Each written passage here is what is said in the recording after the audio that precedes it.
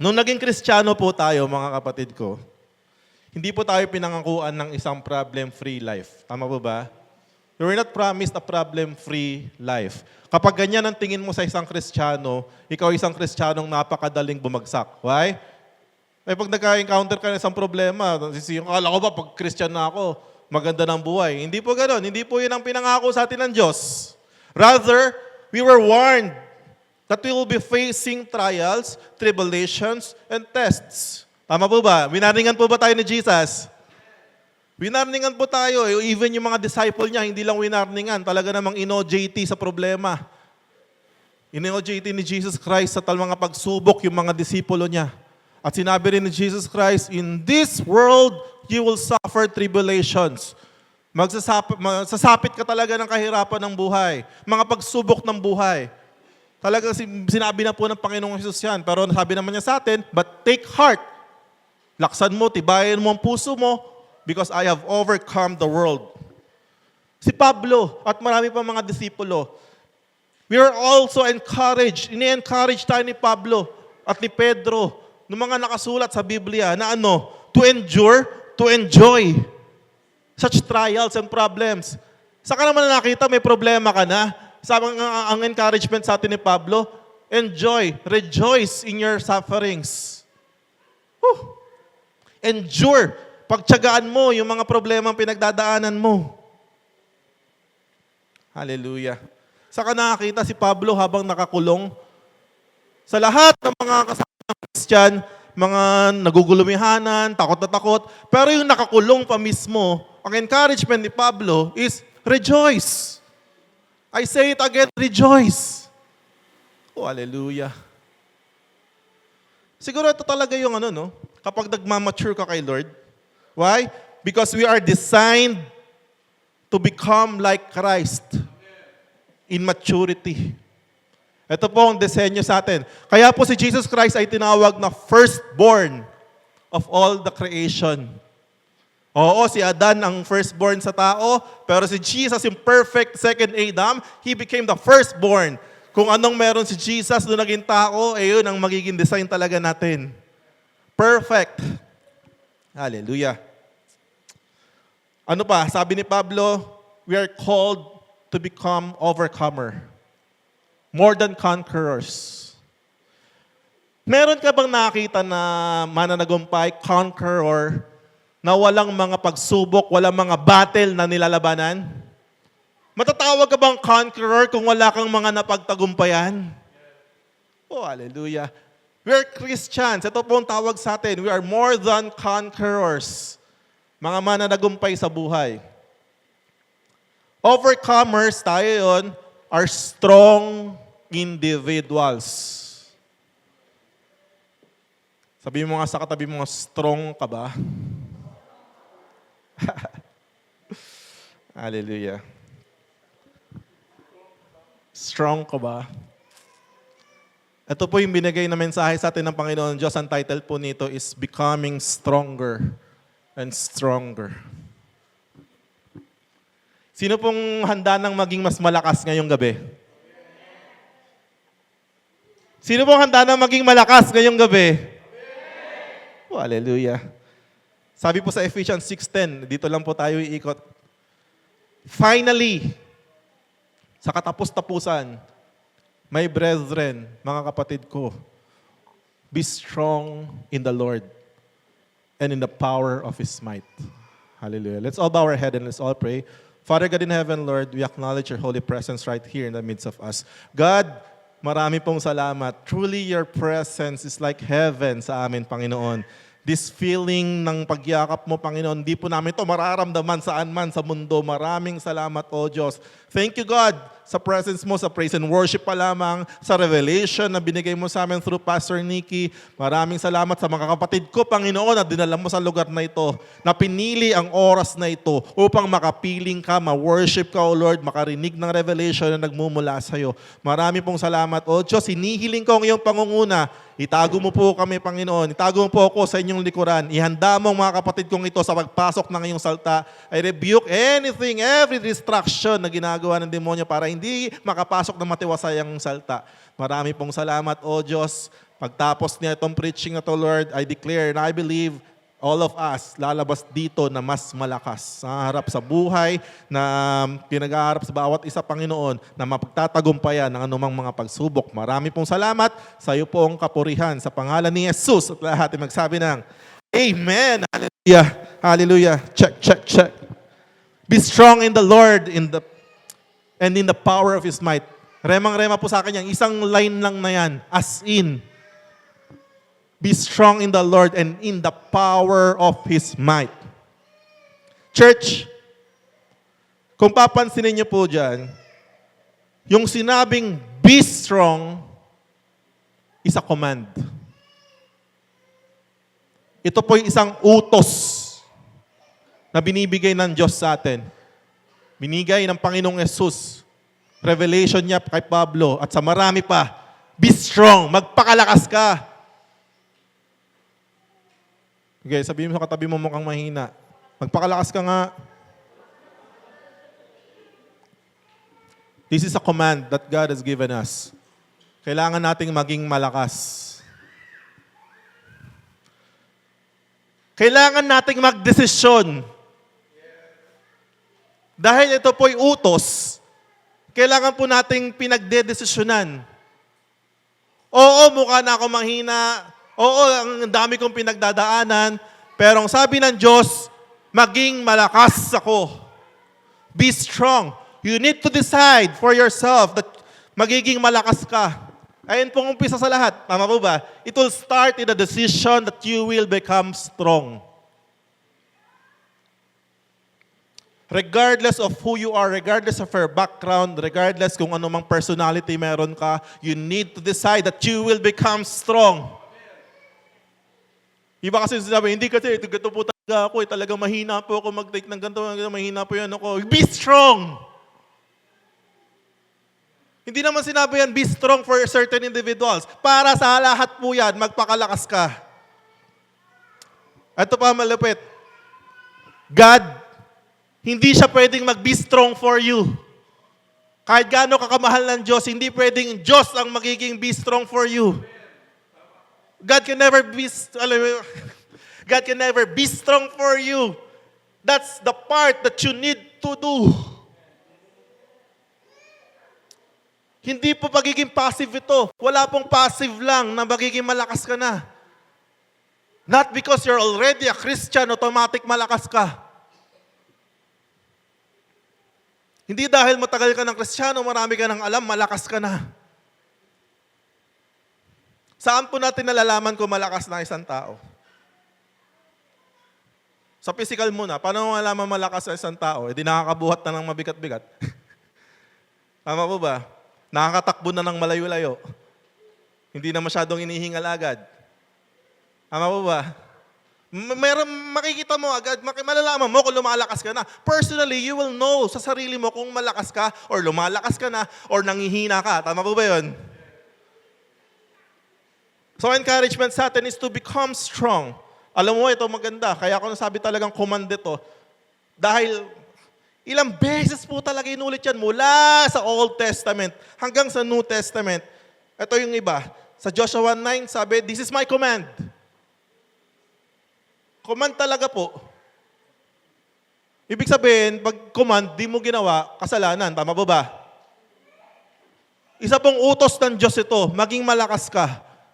This is my command. Be strong and courageous. Ano yung courageous?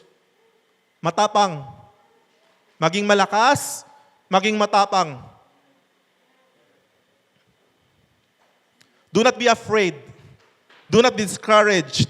For the Lord your God is with you wherever you go. Hallelujah! May illustration pa tayo kanina. The Lord God is with you. Ang hindi talaga nakakaintindi na kasama niya ang Diyos. Kaya napakadaling manghina sa mga sirkustansya. Napakadaling bumigay. Pag nawala sa isipan mo, pag nawala sa ulirat mo, nakasama mo ang Diyos, nakapakadaling manghina. Pero pag you are always aware that God is with you, kahit gaano kalala yung sitwasyon mo, kaya mong maging malakas at matapang. Kahit hindi na ikaw yun eh. Alam mo, merong bumubuhat sa'yo. Oh, hallelujah.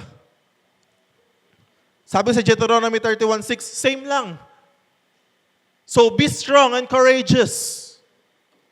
Do not be afraid and do not panic before them.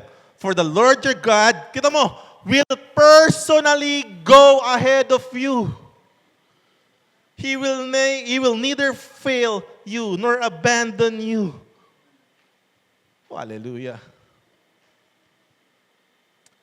New Testament, 1 Corinthians 16:13, be on your guard. Stand firm in the faith. Be courageous. Be strong. Ano yung encouragement ni Pablo? Be on your guard. Alam mo yung pag yung on guard ka, yung alert ka, stand firm in the faith. Alam mo kung ang pagsubok na dumadaan sa atin, meron lang notification bago dumating sa atin, ang dali. No? Yung isang araw bago dumating yung pagsubok sa'yo, may warning na agad sa'yo na bukas, ito pagsubok mo. Ang dali mo eh. Maharap mo eh. Pero hindi po ganun ang buhay. Tama po ba? Maaaring maganda yung nangyayari ngayon, bukas may matitinding problema. Kaya ang sinasabi lang, lagi be on your guard. Stand firm in your faith. Be courageous and be strong. Why? Dahil sabi sa 1 Peter 5:8, be alert and sober mind. Your enemy, the devil, prowls around like a roaring lion looking for someone to devour. Kung ikaw, nagpapabanjing-banjing ka sa pananampalataya mo, yung demonyo, hindi.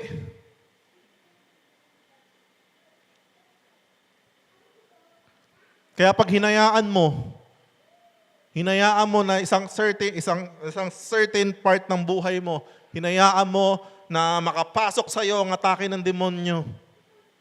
Magugulat ka na, lumalaki talaga. Tama po ba? Dumadami. Umiinit ulo.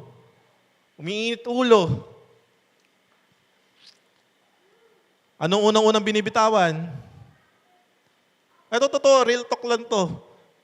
Sa ating pagiging Kristiyano, pag naharap tayo sa isang pagsubok na medyo tinamaan tayo, pumasok sa ating emosyon, pumasok sa ating isip, ito sa 19 years kong pagiging Kristiyano, ang nakita ko talaga, ang pinakamadaling iwanan, faith, pananampalataya, pagsisimba. Ng mga Christian. Why? Walang mawawala, akala nila. Hindi naman pwedeng iwanan ko yung pamilya ko, yung pag-aaral ko, yung trabaho ko, yung ito na lang. Parang pag may matinding problema, ang unang-unang tatapyasin sa buhay niya, church. At least pag tinanggal ko yung church, wala na maghahanap sa akin, medyo lalaya ako. Akala niya. Kaya nga sabi, be strong in the Lord and in the power of His might. 3 puntos lang po, mula po dyan sa verse na yan. Number 1, be strong. Ba yung pastor, paulit-ulit. Sorry. Para maglabas tayo dito, makatalisod ka ng maraming mga kununong bagay. Bago ka matulog, madali pa rin isipin. Ano bang pinag-aral natin? Be strong. Number 1, be strong. Maging malakas ka, kapatid. Amen? Be strong physically, mentally, emotionally, and spiritually. Church, talaga pong ganyan. Hanggat nandito po tayo sa lupa, talagang hindi pwedeng mamimili ka lang ng isa. Dahil sabi, buong pagkatao. Ang buo po nating pagkatao ay sadyang may katawan, may kaluluwa, at may espiritu. Tama? Hindi pwedeng isang parte lang ng katauhan mo ang malakas. Ay, hindi pwedeng physical mo lang malakas. Pero yung emotion mo, onting move ka agad. Eh baka habang lakas nga ng katawan mo, bato-bato nga yung katawan mo, habang naglalakad ka dyan, may tumukso lang sa'yo. Oy, Johnny Bravo! Tapos pumasok sa ulo mo na-move ka agad, nasagasaan ka pa. Mahina emotional mo. Hindi naman pwedeng emotion mo lang malakas, tapos yung physical mo, Hindi rin pwedeng spiritual lang ang malakas.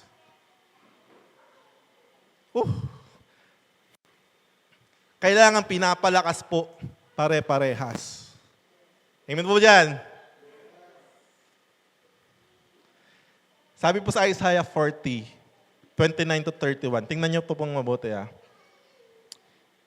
He gives power to the weak. Sino raw po nagbibigay ng power? Si God. He gives power to the weak and strength to the powerless. Even youths will become weak and tired. Mga youth! And young men will fall in exhaustion. But those who trust in the Lord will find new strength. Sino raw? Those who trust in the Lord. Meron ka kailangan gawin, kapatid. Yes, God will give power to you. Yes, God will give strength to you. But you need to do something, and that is to trust Him. According to that verse. Those who trust in the Lord, you will renew your strength. You will soar high on wings like eagles. You will run and not grow weary, and you will walk and not faint. Physically, paano natin pinapalakas? We need to, proactively monitor our body. Ako po nung naging 40 years old, totoo, talagang ito po yung naging revelation sa akin ng Lord na kailangan mong bantayan yung katawan. Kaya po yun, ngayon pagpasok ng January, talaga nagpa-lab test ako, ganyan. Nalaman ko, kailangan ko na mag-maintain. You need to monitor your body para malaman mo kung anong kulang, kung anong sobra. Mahalin mo ang katawan mo. Kailangan mo palakasin ang katawan mo. Proactively, alam mo, dapat kilala mo yung katawan mo. You need to have healthy diet. Bakit maraming may sakit? Especially Pilipino. Kasi yung mga kinakain natin. Hindi po ako doktor. I'm not your doctor. Do what works for you. Tama kayo, mali ako. Carlos Agassi. Tama kayo, mali ako. I'm not your doctor. Do what works for you. Sabi ni Carlos Agassi. Pero naman, kahit hindi ako doktor, lagi naman na nakikita natin sa healthy diet and regular exercise. Why? Man was created ng super active. Alam niyo po ba yun? Bakit kayo mga unang tao dati lalakas ng katawan? Kasi hindi uso kotse. Hindi uso masyadong Isipin mo, bayan-bayan, nilalakad nila. Bayan sa bayan, nilalakad nila. Di uso mga instant na di uso mga preservatives, no? Bago sila makakain, talaga namang, bago makapaggisa, talaga nang mag-aano namang gagayat ng ngayon, may ginisa mix na. Dati, bago talaga namang, pero wala tayong magagawa. Andito tayo nakatira ngayon. Pwede ba nating sumpain yung generation natin? No. But we can proactively monitor our bodies. Exercise. Ngayon, mentally. Paano bulawakas ang mental health natin, mga kapatid ko? Una, wag mo magalit kasi sa akin yung mga... Wag mo masyadong mahalin yung mental problem mo. De, joke lang. Sa mental health, ito personal ko lang, personal experiences ko lang to. Sa mental health, para lumakas ang mental health, yung problema mo, kahit anong problem, sasamahan mo ng meditation ng God's words and promises. Maniwala ka, lalakas yung mental health mo. Ang problem mo, kahit anong problem mo, tatapatan mo ng salita ng Diyos at i-meditate mo yung salita ng Diyos para sa problema mo. Maniwala ka, lalakas ang mental health mo. Bakit maraming mentally ill, depressed or whatever? Hindi ko po inaano yung mga may sakit na depression or whatever. Pero bakit talagang mas lumalala? Why? Ang minimeditate nila yung problema nila. Paltan mo yan ng salita ng Diyos. Gaganda po yung mental health natin. The more you feed, sabi sa'yo, ang problema talaga sa kinakain The more na kinakain ng utak mo yung mga negatibo na pinapasok ng demonyo, the more na lumalala yung mental health problem mo. Pero kaya nga binigay ng Diyos yung mga salta at pangako niya. Para minimeditate po yan. Sabi, those that are good, noble, trustworthy, hallelujah. Sabi po yan sa Philippians chapter 4, verse 8. Meditate po natin yan. Verse 6 ba yun? Mas na dyan sa chapter 4, 8. Ayun daw po dapat pinapasok natin sa utak natin. Especially sa panahon ngayon, grabe naman. Panahon ng social media ngayon, ay talaga mababaliw ka po sa social media. Kahit problema ng ibang tao, problemahin mo na. Tama? Totoo. Magaling pa naman yung algorithm. Kung ano talaga yung pinapanood mo lagi, ay nako, kahit na umabot ka sa linggo, di na uubos. It's feeding and feeding and feeding and feeding and feeding and feeding and feeding your mind. So samahan mo po ng meditation ng God's Word yan and promises. Emotion! Meron din po kasi mga may hinay emotion eh. Yung mga onting lang, ang bibilis move, mabibilis magalit, pumitik, mabibilis ng magwala. Alam mo, nakita ko dyan, para lumakas ang emotion mo, yung emotion mo para pampalakas mo, kailangan mo i-meditate that God is in control. That He is Lord over all. Kung ano man yung marinig mo, makita mo na nakakasakit sa'yo, lagi mong iisipin, God is in control. Magugulat ka, mapapalakas mo yung emosyon mo. Hindi man umayon sa'yo, yun ang nangyayari. Lagay mo sa isip mo, Jesus is Lord, He is my Lord, and He's taking good care of me. Kung natututunan natin yung mga pinag-aaralan natin dito, ito po yung pinag-aaralan natin nakaraan. He is Lord over us, or Lord over all. Kaya nga sabi niya, huwag kang mag-alala. Titibay ang emosyon mo. Sino ba yung mga mabibilis pumitik? Akala nila pinagtakloban na sila ng langit at lupa. Akala nila wala na silang kakampi. Akala nila lahat kaaway nila. Akala nila unfair yung mundo. But if you believe that God is in control, no matter gaano man ka-unfair yung nangyayari sa buhay mo, kaya mong sabing, I will be still and know that you are God. You are my Lord. Ikaw ang nagmamay-ari sa akin, Panginoon. If it pleases you na dadaan ako dito, basta kasama kita, itatawid mo ako, Panginoon. Amen? I love this verse. Tingnan mo to Sa Proverbs 17:22, sabi po dyan, a cheerful heart is good medicine. Sa mundo, sabi nila, laughter is good medicine. Diyan nila kinuha yun. A cheerful heart is good medicine. But a broken spirit saps a person's strength. Hoy! Kaya minsan, wala naman dahilan, magugulat ka, nangihina ka. Because your spirit is crushed. Yung mga basagang espiritu, talaga naman nangihina. Physically lahat, emotionally, parang dinidrain.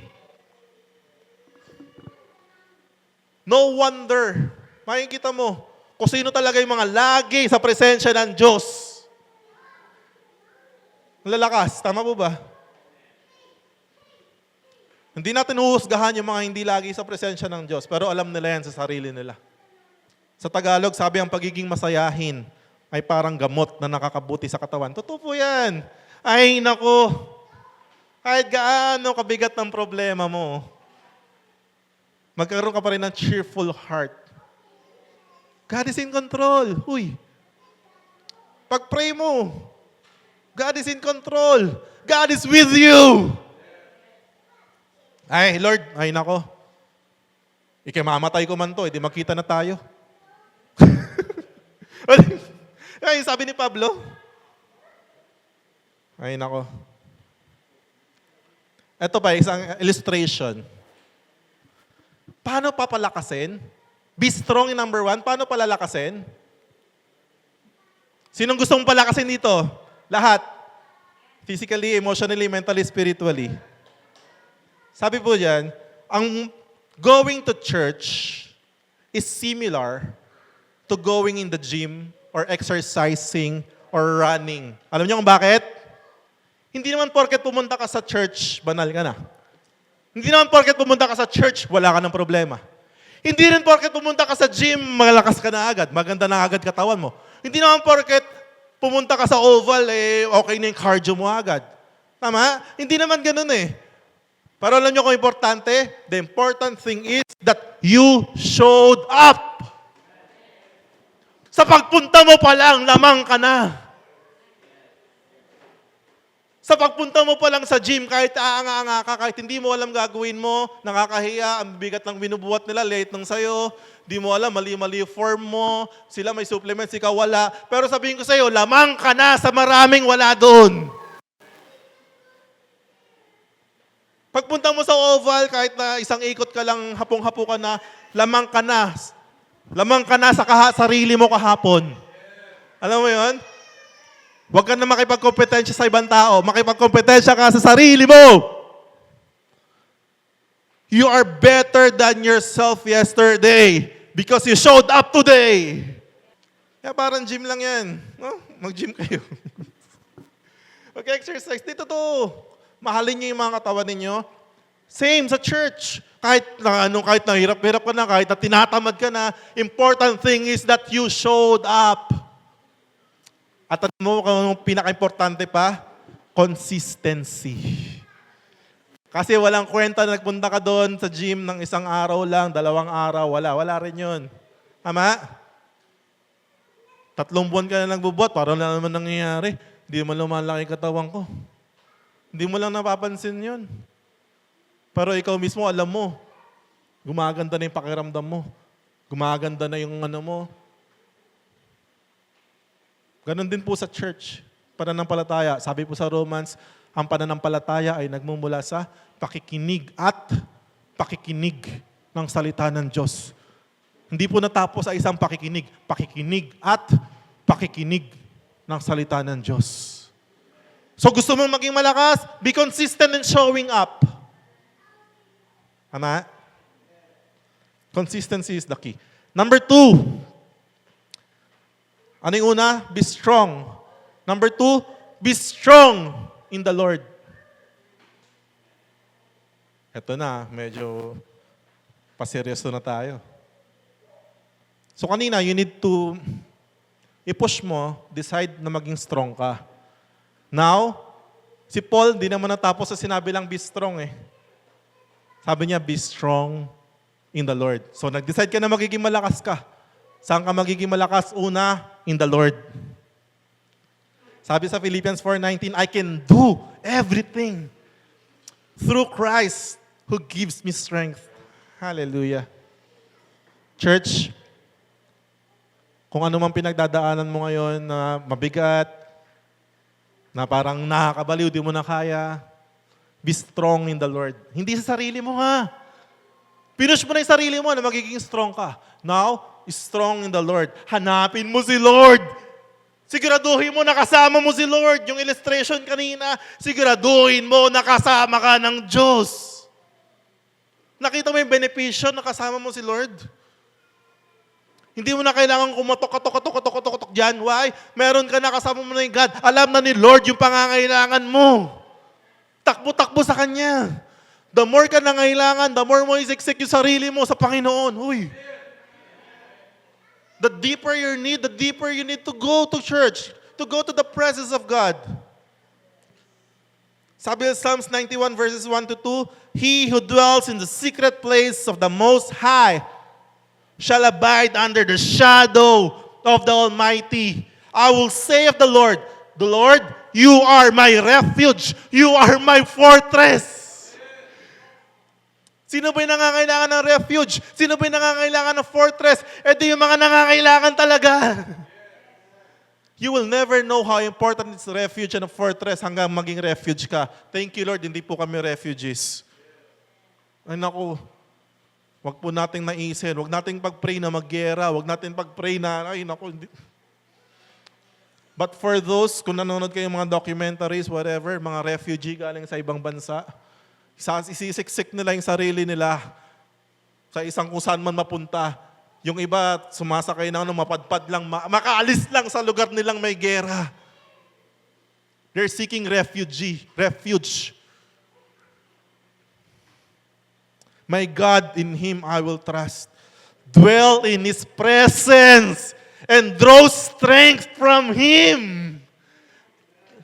Hey, whenever we come in sa church, whenever we worship, whenever we read the Bible, whenever nakikinig ng whatever, basta si Lord nandito, huwag kang parang aanga-anga lang. Mag-draw ka ng strength sa Kanya. Ay, hallelujah. Ang sarap. Nung Sunday, nag-attend kami doon sa worship festival. Ang sarap for me personally.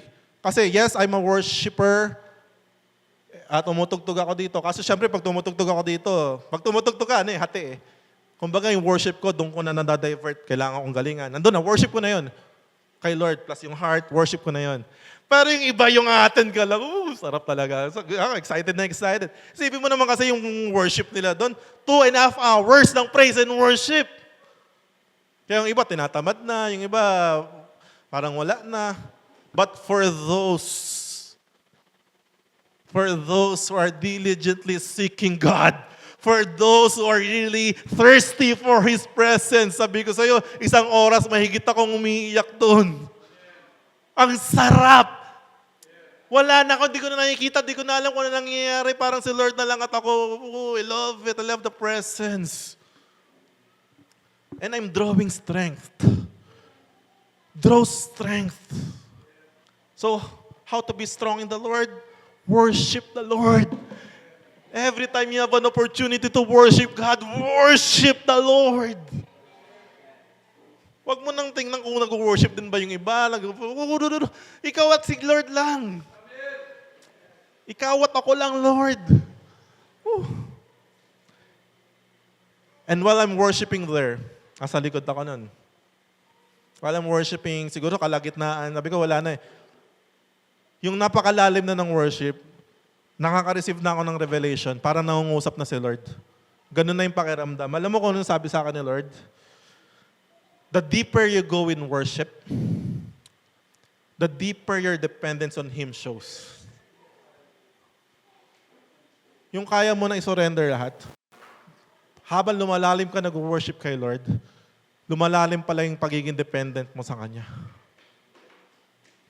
Now, the deeper your dependence on Him, the stronger your relationship to God manifests in your life. Grabe. Habang lumalalim yung pag-worship mo, lumalalim yung pagiging depende mo sa Kanya, at habang lumalalim yung pagiging depende mo sa Kanya, mas lalong lumalalim yung relasyon nyo ng Diyos, nagmamanifest na yung relationship ng Diyos sa buhay mo. Alam mo, pinakita sa akin ni Lord doon, yung mga malalalim mag-worship sa Kanya, hindi sa wala silang problema. Sa totoo lang, kung sino pa talaga yung malalalim mag-worship sa Kanya, sila pa talaga yung malalalim din yung mga pangangailangan. Pero dahil malalim ang pag-worship nila sa kanila, ay grabe, ito po yung revelation. Pag lumapit ka kay Lord, napuno ka ng problema, ang dami yung pangangailangan.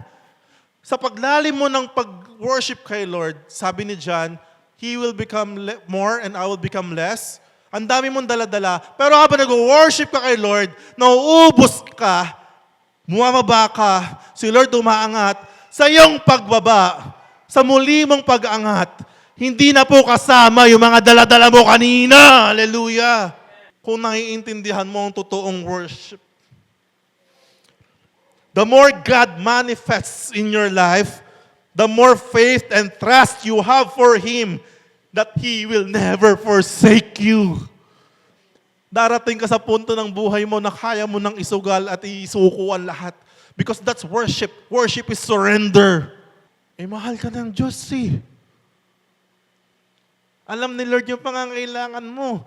Alam mo yun, dahil ang sarap na ng lambingan nyo ni Lord, Sabi niya sa Psalm 37:4, as you delight yourself unto the Lord, He will give you the desires of your heart. Dahil ang sarap na ng worship niyo, ang sarap na ng connection niyo ni God. Sabi sa Nehemiah 8:10, I really love this. This is celebration. Why? The deeper you go into worship, the more mong nasa-celebrate ang Diyos of who He is, of not kung anong pangangailangan mo. Kaya mo nang i-celebrate yung goodness ng God. Kahit ang dami mong pinagdadaanan, nasa-celebrate mo si Lord. Tama ba ba? Na kaya mo mag-celebrate yung sarili mo kay Lord. Sabi sa Nehemiah 10, go and enjoy choice food and sweet drinks.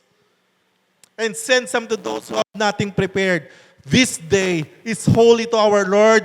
Do not grieve, for the joy of the Lord is your strength. Hallelujah. That's what you get in worship. Habang napapangiti mo ang Diyos, habang napapangiti mo si Lord, nakukuha mo rin, nadodraw mo yung kalakasan sa Kanya. Kaya magtataka yung mga taong nakakakilala sa'yo, na alam, bigat ng pinagdadaanan mo Pero ba't di ko maramdaman sa'yo? Bakit? Paano nakangiti ka pa rin? Bakit parang okay ka pa rin? Why? Because the joy of the Lord is my strength. Hallelujah. So be strong in the Lord. Be strong, kapatid. Number 3. Be strong in the power of His might. So be strong in the Lord, and be strong in the power of His might. Kapatid, laksan mo, pakalakas ka. Magpakalakas ka. Magpalakas ka. Sabi ni Jesus, ang makapagtiis hanggang wakas, siya lamang ang maliligtas. Kaya kailangan natin maging mas malakas. Why? Hanggang nakaapak ang ating paa dito sa lupang ito, hindi po tumitigil ang atake sa atin ng kalaban, ang pagdating ng unos, ang pagdating ng problema, ang pagdating ng mga trials, hindi po mauubos yan. Kaya kung huminto ka sa pagiging malakas, sooner or later makakatagpo ka ng medyo malaki-laki. Na baka pagdating nun, hindi mo makayanan. Kasi nga, naiiwan na yung strength mo. Naiiwan na yung lakas level ng lakas mo sa dati mo lang lakas. Tuloy-tuloy ka magpakalakas. Tuloy-tuloy ka magpakalakas sa Panginoon. Be strong in the power of His might. Saan daw nanggagaling power? Power through the Holy Spirit. Lalim na nun. Kanina, palakas ka lang, gym-gym lang Attend ka lang. Then worship the Lord. Sa dulo, doon ka talaga ililid ni Lord Sa kalakasan ng banal na Espiritu. Sabi ni Jesus sa Acts 1:8, but you will receive power when the Holy Spirit comes. You will receive power. Do you believe that the Spirit that you received is super powerful? Kung alam mo yan, talaga naman kahit gaano kabigat ng pinagdadaanan mo, kiber, tatayuan mo yan. Stand firm and see the deliverance that the Lord will do into your life today. Sabi ni Moses sa mga Israelites. Stand and see the salvation of the Lord today. Hallelujah. Alam mo gano'ng kalakas yung spirit na na-receive mo? Sabi sa Efeso 1:20, ipinapanalangin ko rin naman na malaman nyo ang napakadakilang kapangyarihan ng Diyos para sa ating mga sumasampalataya sa Kanya. Ang kapangyarihan ding ito ang ginamit niya ng buhay niyang muli si Kristo at nang paupuin sa Kanyang kanan sa langit. Hallelujah. The same power that raised Christ from the grave lives in you. You are powerful. Napakamakapangyarihan mong anak ng Diyos. God is dwelling inside you. All you need to do is acknowledge that power. Magpakalakas ka. Alam mo kasi ito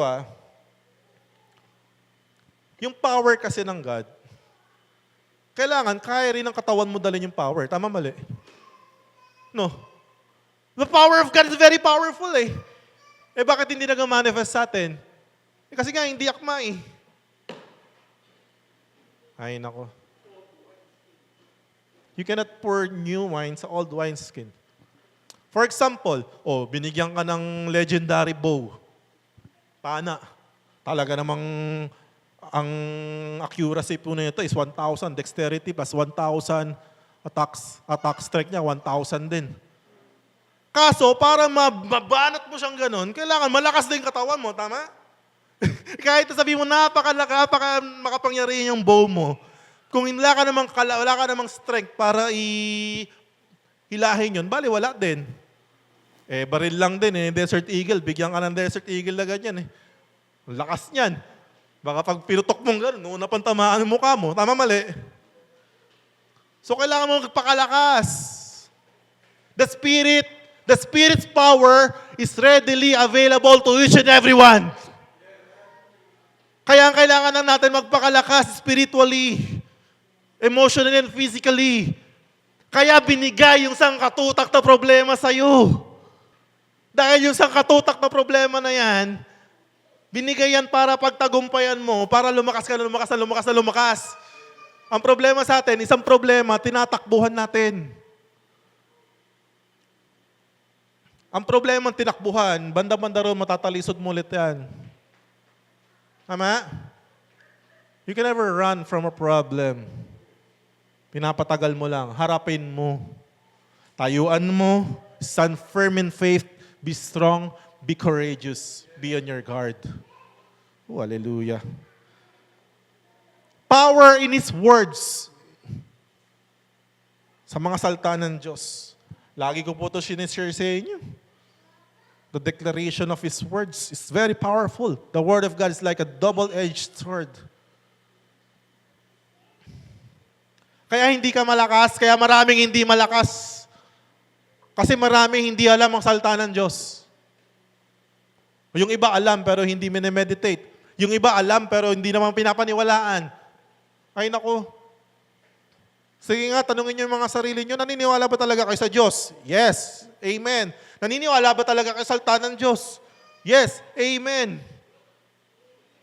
Di kung naniniwala ka sa salita ng Diyos, may pagsubok na kaharap yan, di okay lang din. Tama po ba? Naniniwala ka sa salita ng Diyos Be strong in the Lord, in the power of His might.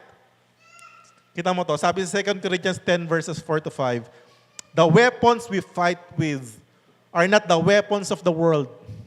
Rather, on the contrary, they have divine power to demolish strongholds. Strongholds ng mga buhay natin. Strongholds sa mga mahal natin sa buhay in Jesus' name. That's the power of God that we have. We demolish arguments. So kung titingnan natin sa exegesis niyan, we demolish strongholds. Then we demolish arguments. So the stronghold na binabanggit ni Pablo dyan are those arguments and every pretension that sets itself against the knowledge of God. Mga bagay, mga doubt, mga hindi naniniwala sa salita ng Diyos. We're tearing down strongholds. And we take captive every thought to make it obedient for Christ. Oh, hallelujah. That's the power of God that you should know. So kung sa buhay mo, sa pamilya ninyo, may mga makukulit talaga, oh, hallelujah. Huwag kang mag-alala. God is with you.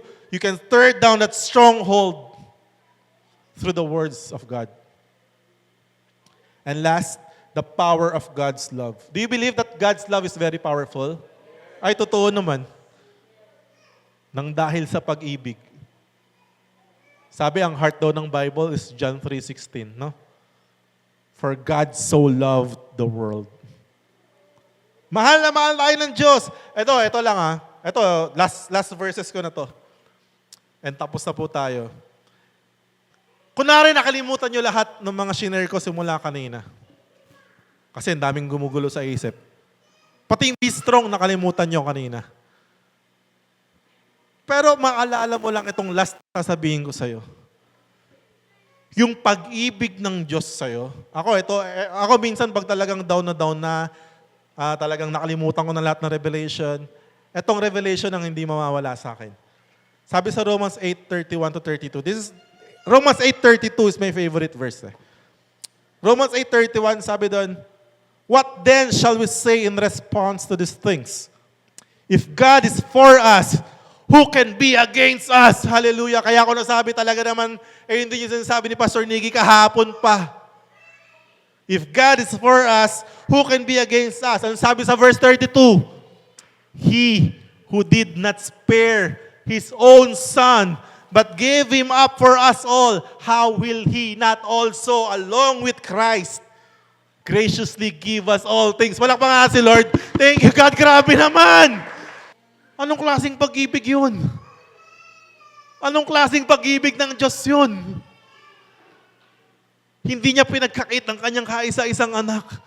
Ibinigay niya sa atin, makaligtas lang tayo, makasama lang tayo sa buhay na walang hanggan. Ang sinasabi ng Diyos, kung nabigay niya si Kristo, anong hindi niya kayang ibigay sa iyo ngayon? Kasama ni Kristo, along with Him. Huwag natin tatanggalin yung along with Him. Yung iba kasi, ang interpretation sa verse 32, ay kayang ibigay sa akin ng Diyos lahat ng bagay. Inalis yung along with Him. Sabi diyan, how will He not also, along with Him, kasama ni Kristo, graciously give us all things? So God can give you all things, pero kasama si Kristo. God will never give you something apart from Christ. Oh, thank you, Lord. At sabi sa verse 38, for I am convinced. Meron po ba akong kasama dito na kumbinsido? For I am convinced that neither death nor life, neither angels nor demons, neither the present nor the future, nor any powers, neither height nor depth, nor anything else in all creation will be able to separate us from the love of God that is in Christ Jesus our Lord. Hallelujah. Mahal na mahal ka ng Diyos. Makalimutan mo na lahat ng mga sinabi ko kanina. Wag na wag mong kakalimutan, mahal na mahal ka ng Diyos. Be strong in the Lord and in the power of His might. Pakalakas ka ha. Pakalakas ka. Pakalakas ka. I believe this church, habang gumaganda, habang nag-i-improve, kasabay ng mag-i-improve at gaganda at lalakas ang mga kaluluwang nasa loob nito. Hallelujah. Kailangan lang sumabay ka. Gustuhin mo. Tama? Gustuhin mo. Though none go with me, still I will follow. Gustuhin mong lumakas. So sana, physically, emotionally, mentally, spiritually, palakasin natin mga kapatid ko. And in conclusion, dalawa lang. Una, be strong. Well, conclusion na lang, be strong pa. Why? You need that to reach the goal. Kailangan nating maging malakas para umabot tayo sa finish line. Ayun ba? Kasi nakakatakot naman, marami raw na unang nahuli. At marami ring nahuhuling nauuna. Sana ang prayer mo, Lord, dumating man yung maraming nahuling nauna, andito pa rin ako. Kabilang pa rin ako. Amen po ba? Mahirap datnan. Masarap na, okay na, datnan ka ng kamatayan, nasa ka pa na ng palataya. Mahirap datnan nang lalamig ka. Tama po ba? So magpakalakas tayo, kapatid. Magpakalakas ka ng pakalakas, ng magpakalakas, ng magpakalakas, ng magpakalakas. Amen? Masarap. Sabi nila, lahat naman tayo, mamamatay din, papakalakas pa tayo.